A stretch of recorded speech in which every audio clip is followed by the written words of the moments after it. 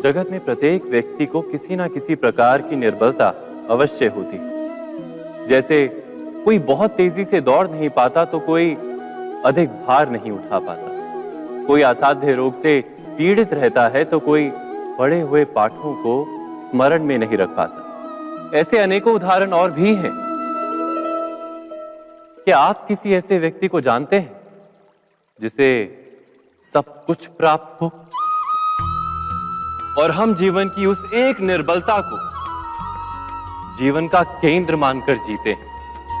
इस कारणवश हृदय में दुख और असंतोष रहता है सदा।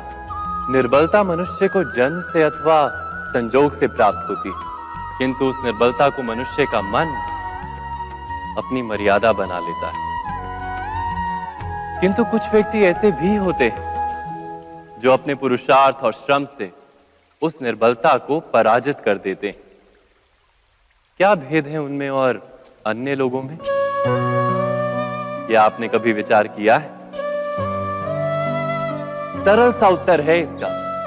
जो व्यक्ति निर्बलता से पराजित नहीं होता, जो पुरुषार्थ करने का साहस रखता है हृदय में, वो निर्बलता को पार कर जाता है। अर्थात निर्बलता अवश्य ईश्वर देता है, किंतु मर्यादा मनुष्य का मन ही निर्मित करता है।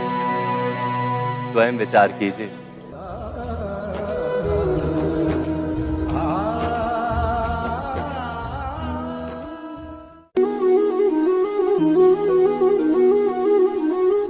भविष्य का दूसरा नाम है संघर्ष। हृदय में आज इच्छा होती है और यदि पूर्ण नहीं हो पाती तो हृदय भविष्य की योजना बनाता है। भविष्य में इच्छा पूर्ण होगी ऐसी कल्पना करता रहता है, किंतु जीवन ना तो भविष्य में है ना अतीत में। जीवन तो इस क्षण का नाम, अर्थात इस क्षण का अनुभव ही जीवन का अनुभव। पर हम ये जानते हुए भी इतना सा सत्य समझ नहीं पाते। या तो हम बीते हुए समय के स्मरणों को घेर कर बैठे रहते, या फिर आने वाले समय के लिए हम योजनाएं बनाते रहते हैं और जीवन जीवन बीत जाता है। एक सत्य यदि हम हृदय में उतार लें कि ना हम भविष्य देख सकते हैं, ना ही भविष्य निर्मित कर सकते हैं, हम तो केवल धैर्य और साहस के साथ भविष्य को आलिंगन दे सकते हैं, स्वागत कर सकते हैं भविष्य का। तो क्या जीवन का हर पल जीवन से नहीं भर जाएगा? स्वयं विचार कीजिए।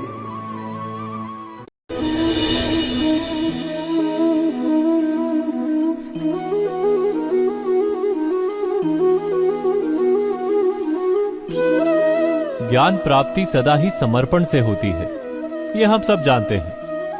किंतु समर्पण का वास्तविक महत्व क्या है? क्या हमने कभी विचार किया? मनुष्य का मन सदा ही ज्ञान प्राप्ति में विभिन्न बाधाओं को उत्पन्न करता है।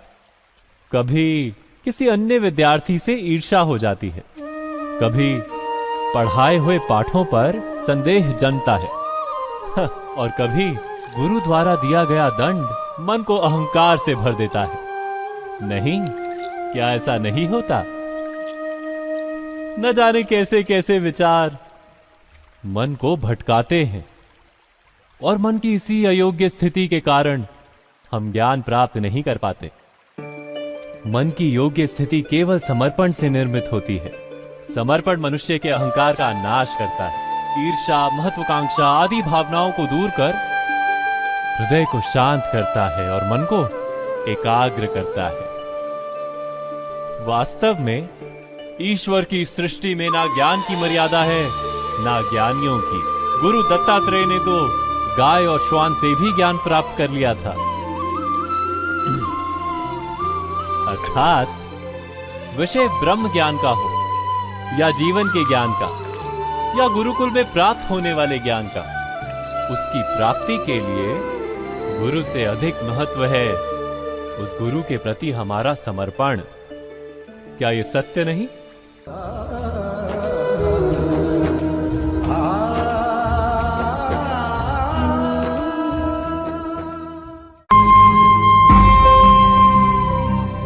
प्रत्येक मनुष्य के जीवन में ऐसा क्षण अवश्य आता है जब सारे स्वप्न, सारी आशाएं, सारे दृश्य ध्वस्त हो जाते हैं। जीवन के सारे आयोजन ही बिखर जाते हैं। एक और धर्म होता है और दूसरी ओर सुख। इसी को धर्म संकट कहते हैं। जब धर्म का वहन ही संकट हो और धर्म का त्याग ही सुख हो।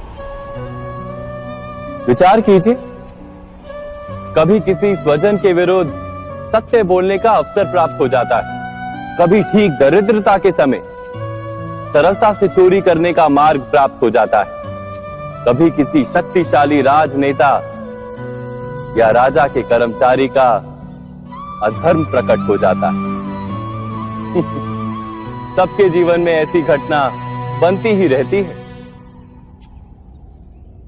अधिकतर लोग ऐसे किसी क्षण को धर्म संकट के रूप में जान ही नहीं पाते।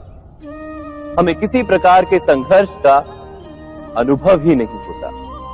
सहजता से सुख की ओर खींचे चले जाते हैं, जैसे मक्खी गुड़ की ओर खींची चली जाती। वास्तव में धर्म संकट का क्षण ईश्वर के निकट जाने का क्षण होता है।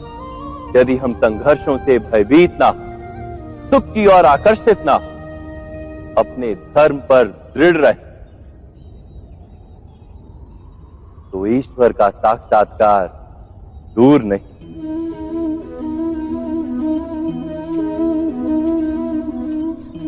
पवन से युद्ध करने वाला पत्ता यदि पेड़ से गिरता है तो भी आकाश की ओर उठता है। पवन से झुकने वाली घास वहीं भूमि पर रह जाती है। अर्थात धर्म संकट से यदि हम संकट को ही टाल दें तो सुख तो मिलता है, जीवन बढ़ता है, किंतु क्या चरित्र नहीं टूटता? क्या आत्मा दरिद्र नहीं हो जाती?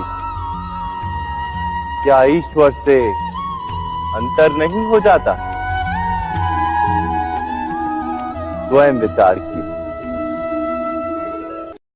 दो व्यक्ति जब निकट आते हैं तो एक दूसरे के लिए सीमाएं और मर्यादाएं निर्मित करने का प्रयत्न अवश्य करते हैं। हम यदि सारे संबंधों पर विचार करें तो देखेंगे कि इन सारे संबंधों का आधार यही सीमाएं हैं जो हम दूसरों के लिए निर्मित करते हैं। और यदि अनजाने में भी कोई अन्य व्यक्ति इन सीमाओं को तोड़ता है तो उसी क्षण हमारा हृदय क्रोध से भर जाता है। इन सीमाओं का वास्तविक रूप क्या है? क्या हमने कभी विचार किया? सीमाओं के द्वारा हम दूसरे व्यक्ति को निर्णय करने की अनुमति नहीं देते। अपना निर्णय उस व्यक्ति पर थोपते हैं, अर्थात किसी की स्वतंत्रता का अस्वीकार करते हैं। और जब स्वतंत्रता का अस्वीकार किया जाता है तो उसका हृदय दुख से भर जाता है। और जब वो सीमाओं को तोड़ता है तो हमारा हृदय क्रोध से भर जाता है। क्या ऐसा नहीं होता?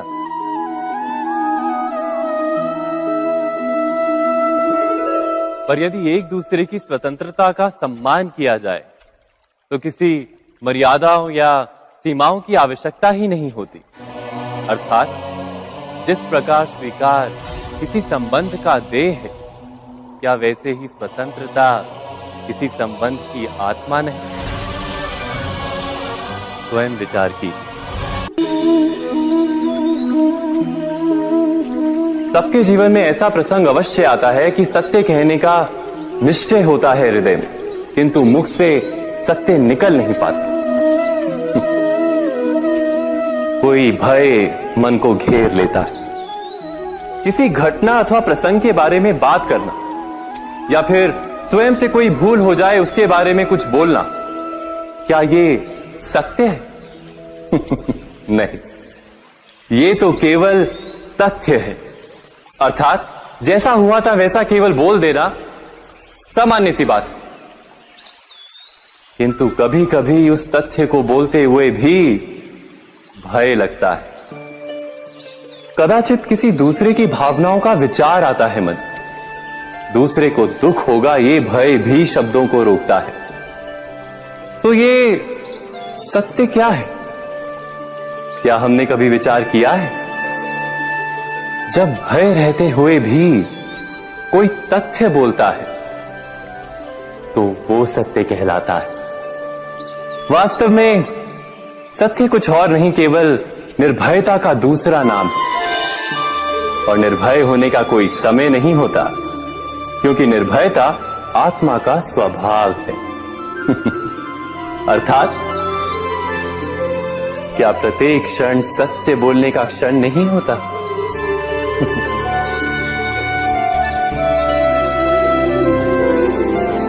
स्वयं विचार कीजिए।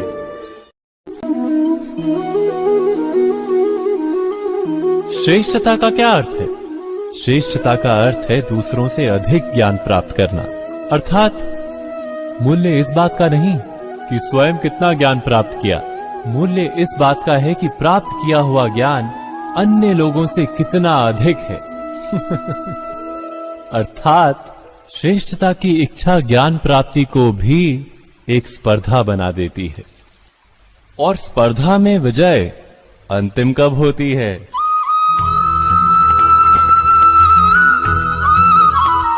कुछ समय के लिए तो श्रेष्ठ बना जा सकता है, किंतु सदा के लिए कोई श्रेष्ठ नहीं रह पाता। फिर वही असंतोष, पीड़ा और संघर्ष जन्म लेता है। किंतु श्रेष्ठ बनने के बदले यदि उत्तम बनने का प्रयत्न करें तो क्या होगा? उत्तम का अर्थ है कि जितना प्राप्त करने योग्य है वो सब प्राप्त करना, किसी से अधिक पाने की इच्छा से नहीं, मात्र आत्मा की तृप्ति हेतु कुछ प्राप्त करना। उत्तम के मार्ग पर किसी अन्य से स्पर्धा नहीं होती, स्वयं अपने आप से स्पर्धा होती है। अर्थात उत्तम बनने का प्रयत्न करने वाले को देर अबेर सारा ज्ञान प्राप्त हो जाता है, बिना प्रयत्न के ही वो श्रेष्ठ बन जाता है। किंतु जो श्रेष्ठ बनने का प्रयत्न करता है वो श्रेष्ठ बने या ना बने, उत्तम कभी नहीं बन पाता।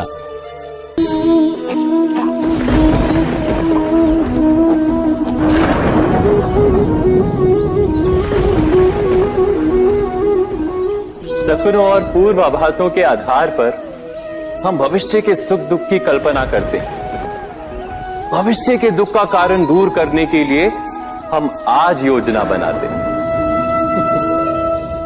किंतु कल के संकट को आज निर्मूल करने से हमें लाभ मिलता है या हानि पहुंचती है? ये प्रश्न हम कभी नहीं करते। सत्य तो ये है कि संकट और उसका निवारण साथ जन से, व्यक्ति के लिए भी और सृष्टि के लिए भी।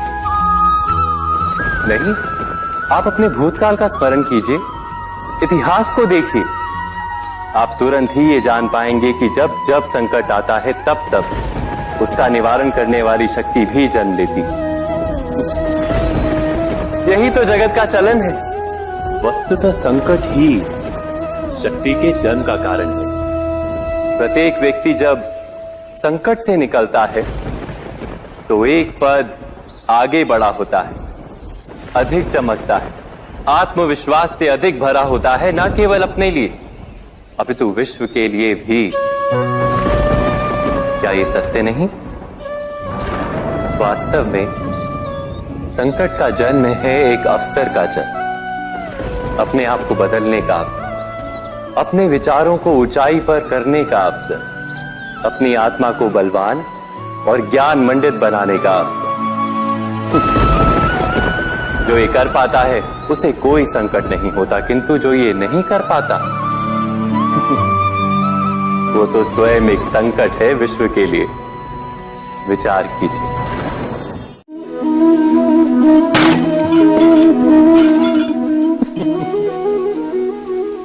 कभी कभी कोई घटना मनुष्य के जीवन की सारी योजनाओं को तोड़ देती और मनुष्य उस आघात को अपने जीवन का केंद्र मान लेता।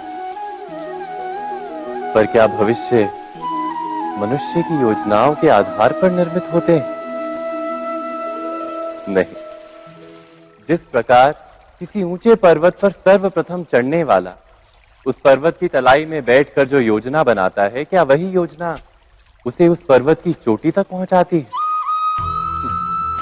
नहीं। वास्तव में वो जैसे जैसे ऊपर चढ़ता है वैसे वैसे उसे नई नई चुनौतियां, नई नई विडंबनाएं, नए नए अवरोध मिलते हैं। प्रत्येक पद पर वो अपने अगले पद का निर्णय करता है।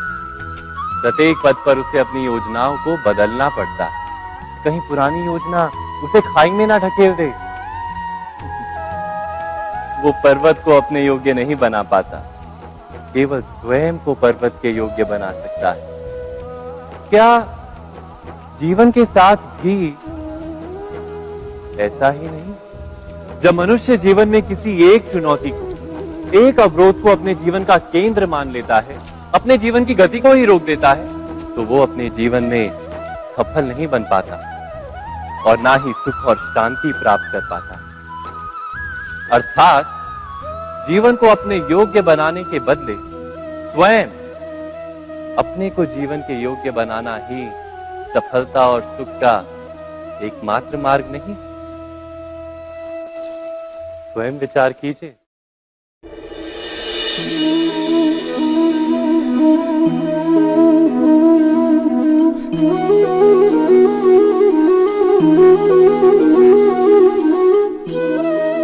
जीवन का हर क्षण निर्णय का क्षण होता है। प्रत्येक पद पर दूसरे पद के विषय में कोई निर्णय करना ही पड़ता है और निर्णय अपना प्रभाव छोड़ जाता है।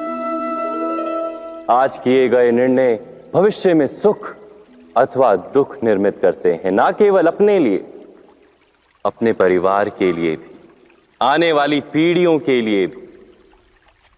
जब कोई दुविधा सामने आती है तो मन व्याकुल हो जाता है, अनिश्चय से भर जाता है। निर्णय का वो क्षण युद्ध बन जाता है और मन बन जाता है युद्ध भूमि। अधिकतर निर्णय हम दुविधा का उपाय करने के लिए नहीं, केवल मन को शांत करने के लिए लेते हैं। पर क्या कोई दौड़ते हुए भोजन कर सकता है? नहीं। तो क्या युद्ध से जूझता हुआ मन कोई योग्य निर्णय ले पाएगा? वास्तव में शांत मन से जब कोई निर्णय करता है तो अपने लिए सुखद भविष्य बनाता है, किंतु अपने मन को शांत करने के लिए जब कोई निर्णय करता है तो वो व्यक्ति भविष्य में अपने लिए कांटों भरा वृक्ष लगाता है। स्वयं विचार कीजिएगा।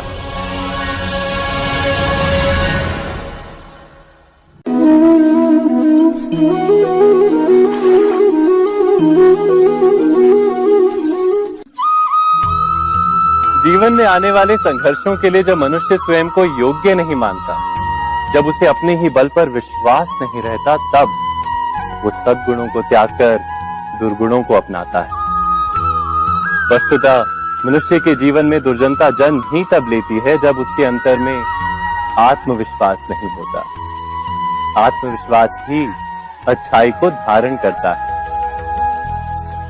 ये आत्मविश्वास है क्या?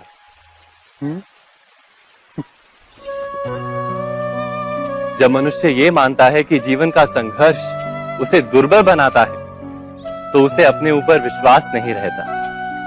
वो संघर्ष के पार जाने के बदले संघर्ष से छूटने के उपाय ढूंढने लगता है। किंतु जब वो ये समझता है कि ये संघर्ष उसे अधिक शक्तिशाली बनाते हैं, ठीक जैसे व्यायाम करने से देह की शक्ति बढ़ती, तो प्रत्येक संघर्ष के साथ उसका उत्साह बढ़ता है। अर्थात आत्मविश्वास और कुछ भी नहीं, मन की स्थिति, जीवन को देखने का दृष्टिकोण मात्र है। और जीवन का दृष्टिकोण तो मनुष्य के अपने वश में होता है। स्वयं विचार कीजिए।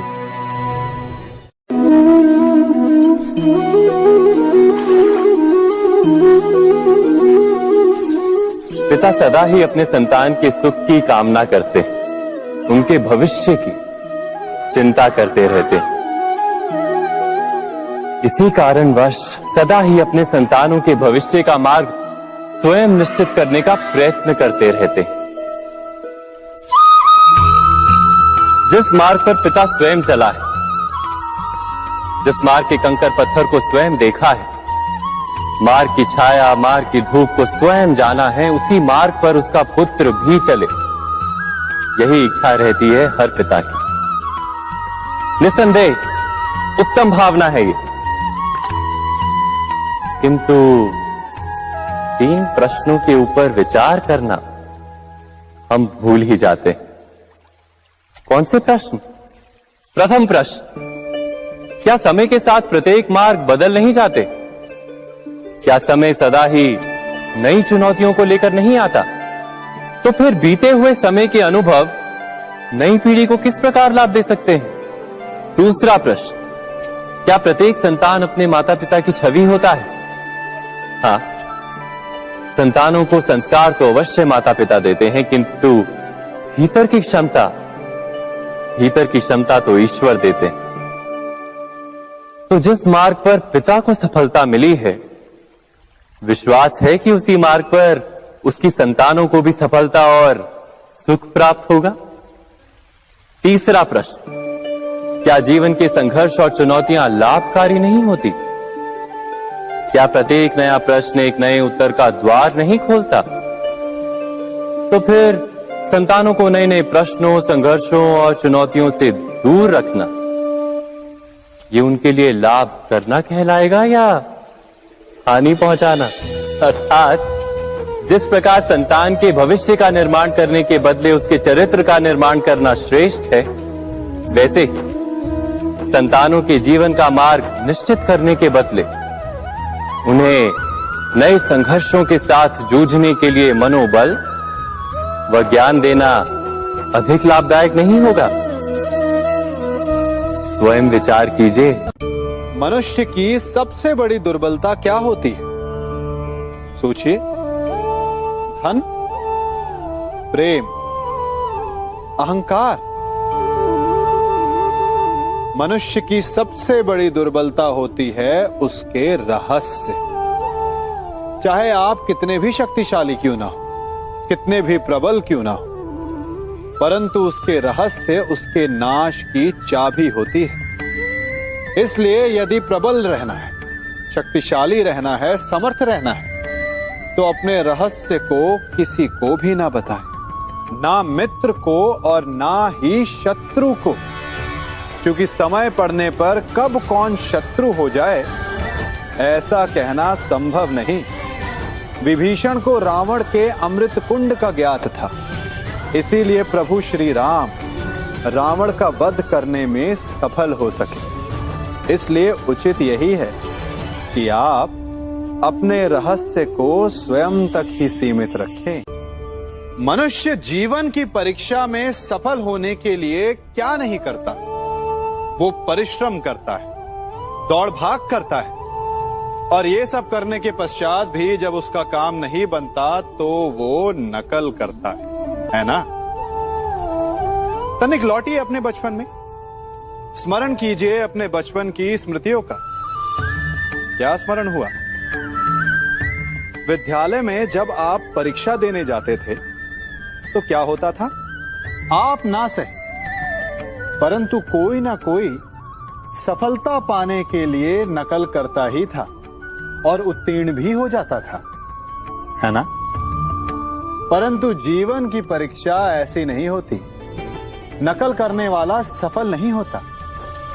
कारण विद्यालय में सबके प्रश्न पत्र एक होते थे, परंतु जीवन के प्रश्न पत्र और उनकी कठिनाई सबके लिए भिन्न होती, तो निश्चित रूप से उनके उत्तर भी भिन्न होंगे ना। इसलिए यदि आपको जीवन में सफलता पानी है तो नकल ना कीजिए, स्वयं के प्रश्नों का उत्तर स्वयं ढूंढिए और सफलता आपकी ही होगी। मनुष्य का जीवन हार और जीत विजय और पराजय, सफलता और असफलता के मध्य झूलता रहता है। आपके साथ भी ऐसा होता होगा, है ना? जब आप सफल होते हैं, किसी चुनौती पर विजय पाते हैं, तो मन प्रसन्नता से आनंद के उपवन में झूमने लगता है। और जब आप असफल होते हैं, तब मन दुख और पीड़ा के सागर में डूबने लगता है। परंतु वास्तव में सफलता और असफलता है क्या? तनिक ध्यान से सोचिए। ये केवल हमारी मनोस्थिति मात्र है। हमारी पराजय तब नहीं होती जब हमारा शत्रु विजय प्राप्त कर ले। हमारी पराजय तब होती है जब हम पराजय स्वीकार कर लें। हम असफल तब नहीं होते जब हम लक्ष्य ना पा सके। हम असफल तब होते हैं जब हम प्रयास करना बंद कर दें। इसलिए प्रयास करते रहें और हार ना माने, क्योंकि जिस दिन आप हार स्वीकारना बंद कर देंगे, जीत आपके चरणों में होगी।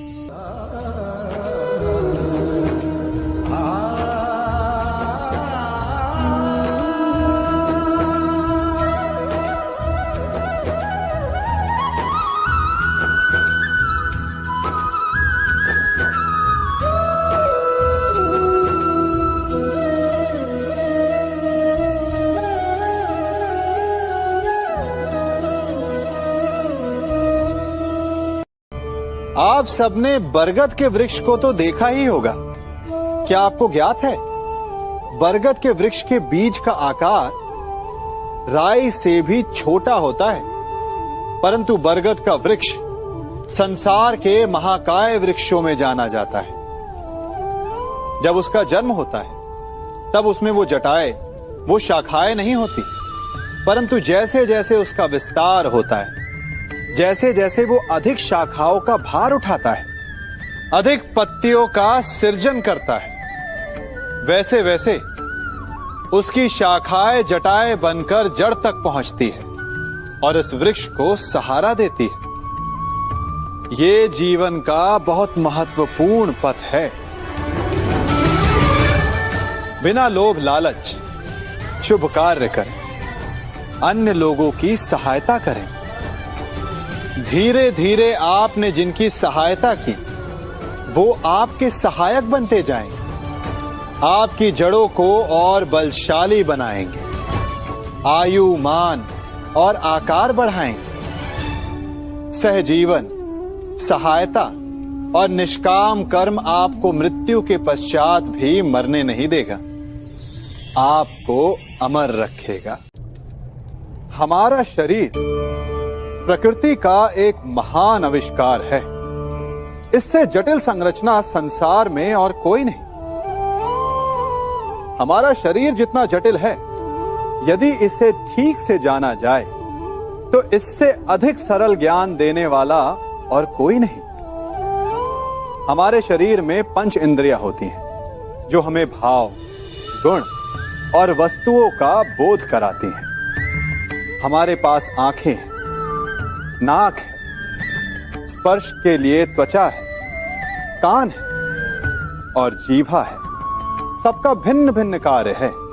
आंखों से देखना, कानों से सुनना, नथनों से श्वास लेना, त्वचा से स्पर्श करना और जीभा से स्वाद लेना। परंतु क्या आपने कभी सोचा कि प्रकृति ने हमें 2 आंखें दी, 2 नथने दी, 2 कान दी, स्पर्श के लिए ये पूरा शरीर दिया, परंतु जीभा केवल 1 दी?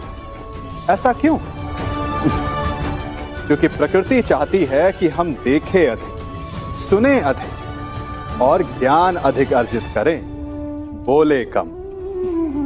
क्योंकि अधिक वाचाल नाश को निमंत्रण देता है। स्मरण रखिएगा।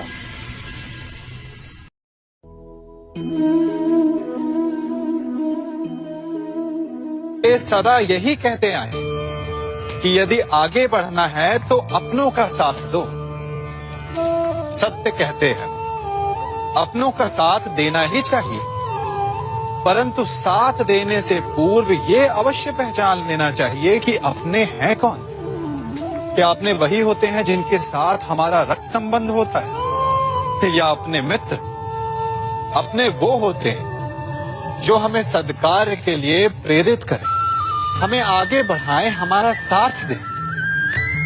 और वो जिनका साथ देने से समाज का नाश, धर्म की हानि हो, वो सगे हो करके भी सगे नहीं होते। इसलिए जब अपनों की परिभाषा का चुनाव करें तो उन्हें अपना माने जो आपका साथ दे, उन्हें नहीं जो हमें अज्ञान के मार्ग पर ले जाएं।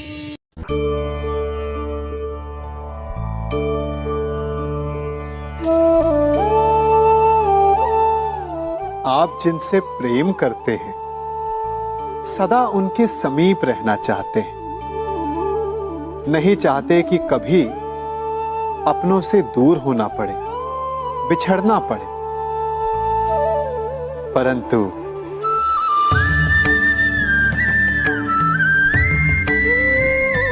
एक समय के पश्चात अपनों से दूर हो जाना उन्नति के लिए आवश्यक है।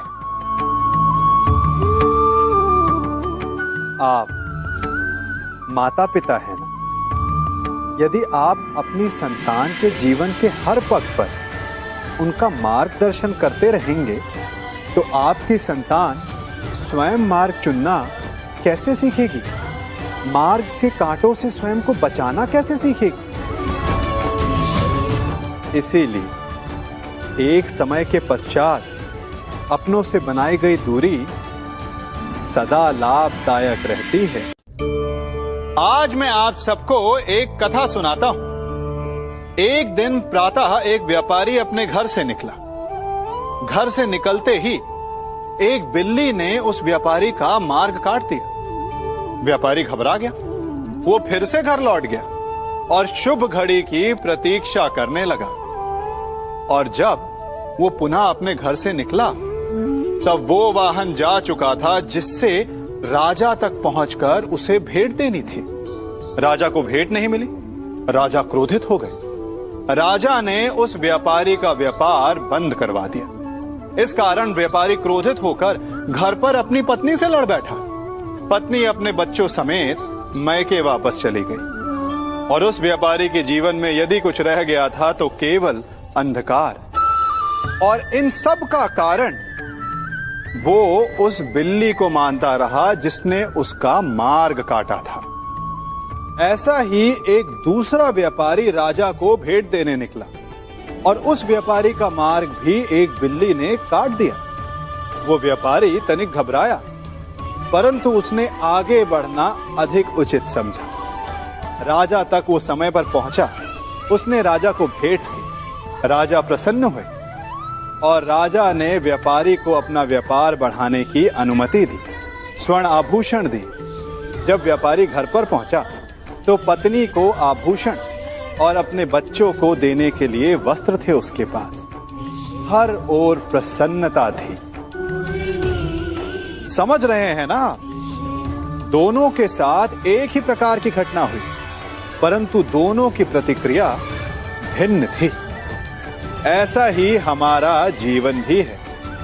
हमारे जीवन में प्रारब्ध का अपना स्थान है, परंतु उससे कई अधिक महत्वपूर्ण हमारी प्रतिक्रिया, हमारे सोच का प्रभाव है, क्योंकि यही हमारे जीवन को आकार देते हैं। इसलिए अपनी सोच को सकारात्मक रखिए।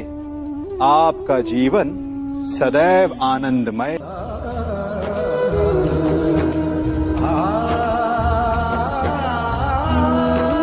हम सभी अपने जीवन में कोई ना कोई कार्य करते हैं। कार्य करते हैं तो थकान की अनुभूति होती है, और यदि थकान ना उतरे तो कार्य करने का मन नहीं करता। हम आशा करते हैं कि कदाचित एक दिन में 24 के स्थान पर 26 घंटे होते तो आराम करने के लिए हमें और अधिक समय मिल जाता। हमें ऐसा अनुभव होता है कि हम बहुत अधिक कार्य कर रहे हैं, है ना? परंतु क्या आपने कभी सोचा है कि जो लोग संसार में सफल हैं, उनके पास भी सफल होने के लिए दिन में केवल 24 घंटे थे। तो फिर वो सफल क्यों है? इसका एक छोटा सा रहस्य है। वो कार्य चुनते हैं जो उन्हें प्रिय है, जिसे करने में उन्हें आनंद आता है। उन्हें लगता ही नहीं कि वो कार्य कर रहे हैं, उन्हें लगता है कि वो प्रतिपल आनंद मना रहे हैं। और जब आप आनंद मनाते हैं तो थकान कैसी? इसलिए यदि आप जीवन में कोई भी कार्य करें तो वो आपके मन को भाना चाहिए, या जो कार्य आप कर रहे हैं उसे अपने मन को भा देने दो। सफलता आपको मिलेगी। कभी सोचा है हमारा जीवन भी उस रेत की घड़ी की भांति है? जो रेत नीचे गिर चुकी है वो हमारा अतीत है, जो अब भी ऊपर है वो हमारा आने वाला भविष्य है, और वर्तमान ये संकुचित स्थल है जहां से धीरे धीरे करके रेत गिर रही है। अर्थात हमारे पास जीने के लिए यही एक क्षण है। उसका उपयोग कैसे करना है ये हम पर निर्भर करता है। जो बीत गया उसका दुख मनाना है, या जो भविष्य में होने वाला है उसकी प्रतीक्षा में क्रोध करना है। सब कुछ करने के लिए यही एक क्षण है। प्रसन्न रहना है तो उसके लिए भी यही एक पल है। प्रतीक्षा करते रहोगे तो ये पल भी भूतकाल में बदल जाएगा। इसलिए आनंद के लिए, परोपकार के लिए प्रतीक्षा ना कीजिए। आपके पास जो पल है उनका भरपूर सदुपयोग कीजिए, क्योंकि इस घड़ी को पलटकर आप फिर से समय अवश्य गिन सकते हैं, परंतु अपना बीता हुआ समय आप वापस नहीं लौटा पाएंगे।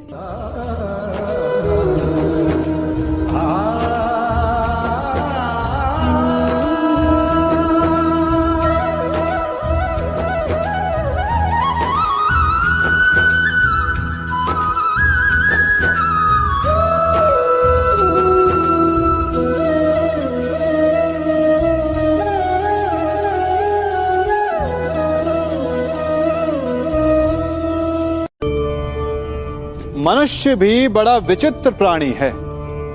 अपनों से नीचे के स्तर के लोगों को वो हे दृष्टि से देखता है, उनका उपहास उड़ाता है, उनसे बार बार कहता है कि तुम्हारा कुछ नहीं हो सकता, तुम भविष्य में कुछ नहीं कर पाओगे। जब मनुष्य के पास धन, संपत्ति, मान होता है तो वो दूसरों का आदर नहीं करता, परंतु वो एक बात भूल जाता है कि उससे भी अधिक शक्तिशाली कोई अस्तित्व में है, और वो है समय। काल काल अपना चक्र कब बदलेगा ये कोई नहीं जानता। समय अपनी करवट कब लेगा ये कोई नहीं जानता। कोयला भी समय के साथ साथ हीरे में परिवर्तित हो जाता है। इसलिए जीवन में कभी भी किसी का भी उपहास नहीं उड़ाना चाहिए।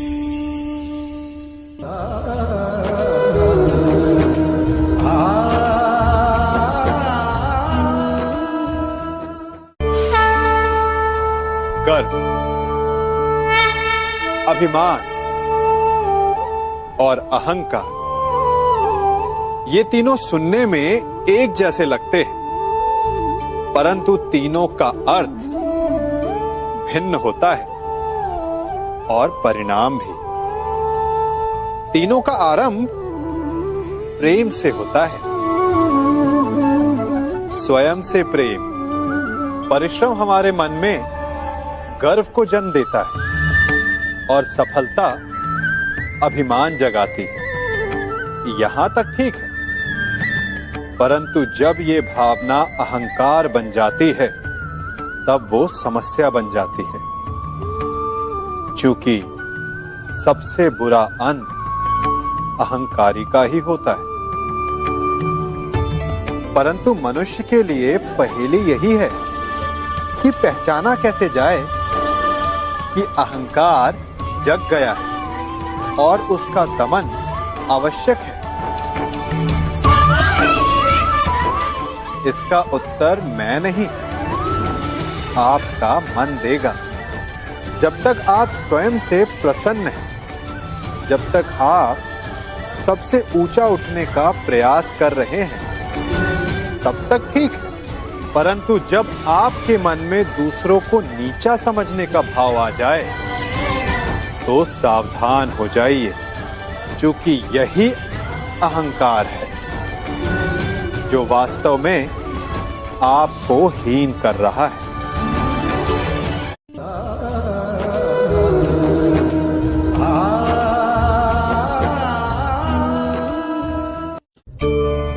आज मैं आप सबको एक कहानी सुनाता हूं। एक दिन गोकुल में दो व्यापारी आए। एक व्यापारी शहद का था, बड़ा मीठा शहद था उसका, परंतु वो गोकुल में टिक नहीं पाया। उसके व्यापार ने घाटा खाया और शीघ्र ही वो गोकुल छोड़कर चला गया। और दूसरा व्यापारी मिर्च का था। पहले दिन वो एक पोटली लाया और दूसरे ही दिन वो पूरी बैलगाड़ी भर कर लाया और धीरे धीरे पूरी मथुरा में उसकी धाक जम गई। मुझे बड़ा आश्चर्य हुआ, तो मैंने बाबा से पूछा कि ऐसा क्यों कि एक मीठे शहद का व्यापारी कंगाल हो गया और एक मिर्च का व्यापारी धीरे धीरे नगर सेठ बन गया। बाबा मुस्कुराए और उन्होंने कहा कि मीठी बोली बोलने वाले की तीखी मिर्च भी बिक जाती है और जो कड़वी बोली बोलता है उसका मीठा शहद भी नहीं बिकता। वाह, कितने उत्तम विचार हैं उनके, और उचित ही है। मनुष्य अपने जीवन में सदैव अपने वचनों से उठता है और अपने वचनों से ही गिरता है। इसलिए अपने जीवन में सदैव मीठी बोली बोलने का प्रयास कीजिए, आपका जीवन सरल हो जाएगा। मनुष्य की सबसे बड़ी दुर्बलता क्या होती है? सोचिए। धन, प्रेम, अहंकार। मनुष्य की सबसे बड़ी दुर्बलता होती है उसके रहस्य। चाहे आप कितने भी शक्तिशाली क्यों ना हो, कितने भी प्रबल क्यों ना हो, परंतु उसके रहस्य उसके नाश की चाबी होती है। इसलिए यदि प्रबल रहना है, शक्तिशाली रहना है, समर्थ रहना है, तो अपने रहस्य को किसी को भी ना बताएं, ना मित्र को और ना ही शत्रु को, क्योंकि समय पड़ने पर कब कौन शत्रु हो जाए ऐसा कहना संभव नहीं। विभीषण को रावण के अमृत कुंड का ज्ञात था, इसीलिए प्रभु श्री राम रावण का वध करने में सफल हो सके। इसलिए उचित यही है कि आप अपने रहस्य को स्वयं तक ही सीमित रखें।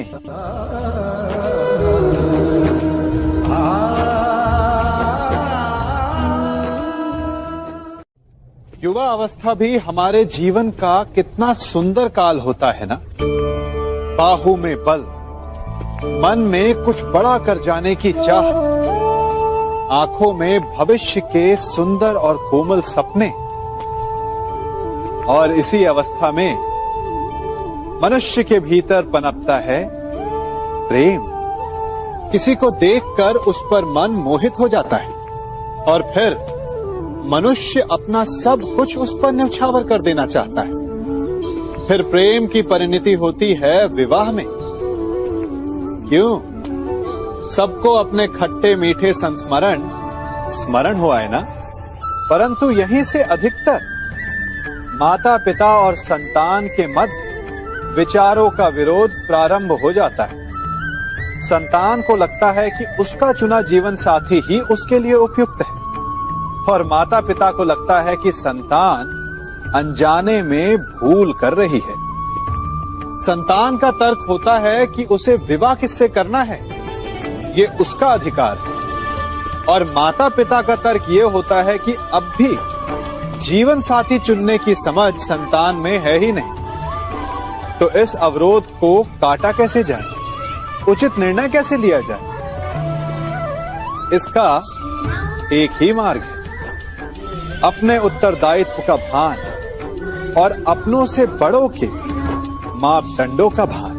विवाह करने से पूर्व ये जान लेना आवश्यक है कि विवाह केवल अपने प्रेम को पाने का मार्ग नहीं है, अपितु विवाह से जीवन का एक नया द्वार भी खुलता है, और हर नए जीवन के साथ नए उत्तरदायित्व भी होते हैं। और यदि इन उत्तरदायित्वों को समझकर निर्णय लिया जाए तो विश्वास कीजिए, आपका दाम्पत्य जीवन आनंद से भरा रहेगा, और आपको कभी यह पछतावा नहीं होगा कि आपने कोई अनुचित निर्णय लिया।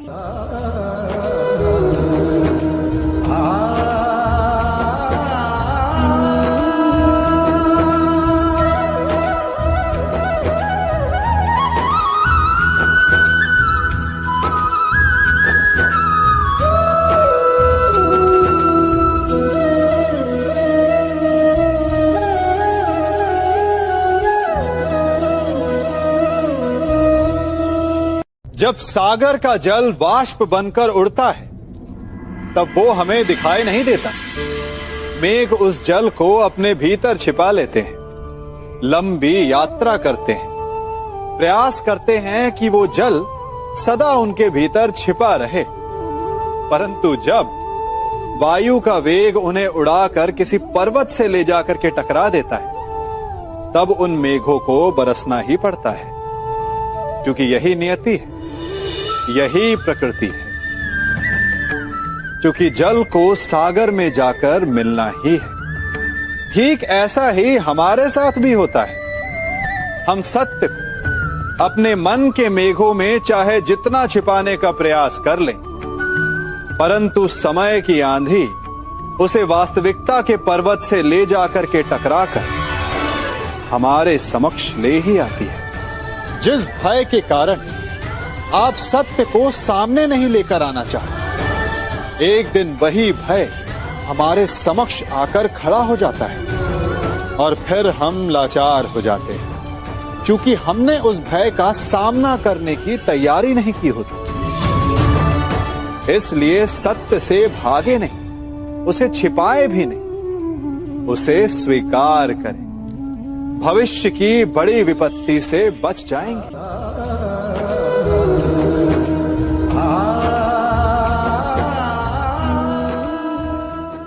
कभी कभी आप सबके जीवन में एक ऐसी विचित्र समस्या अवश्य आती है कि शक्तिशाली के समक्ष मौन हो जाते। उस शक्तिशाली से विवाद करने से बचने के लिए आप मौन रह जाते। मानता हूं, ऐसा करने से आप एक विवाद से बच जाते, एक संघर्ष से बच जाते, परंतु ऐसा बचाव एक बड़े संघर्ष को जन्म दे देता है। कैसे? हमारा मौन रहना अनजाने में उसका समर्थन बन जाता है और वो स्वयं को अधिक शक्तिशाली अनुभव करता है, और यहां से हमारा दमन प्रारंभ हो जाता है। एक के बाद एक हम अन्याय में अनचाहे रूप से सम्मिलित होते चले जाते हैं। तो इसका तोड़ क्या है? ये समझने के लिए ये जानना आवश्यक है कि ऐसी कौन सी बात है जो आपको विरोध करने से रोकती है। ये सामने वाले की शक्ति नहीं जो आपको रोकती है, ये आपके भीतर छिपा भय है जो आपको रोकता है। हाँ, कभी कभी भय आपकी सुरक्षा अवश्य कर सकता है, परंतु साथ साथ ये भी जानना आवश्यक है कि ये भय ही है जो आपको मौन भी रखता है। इसलिए अपने मन से भय को निकालिए और खुलकर अनीति का, अन्याय का विरोध कीजिए और फिर देखिएगा आपका मन कितना मुक्त, कितना हल्का अनुभव करेगा।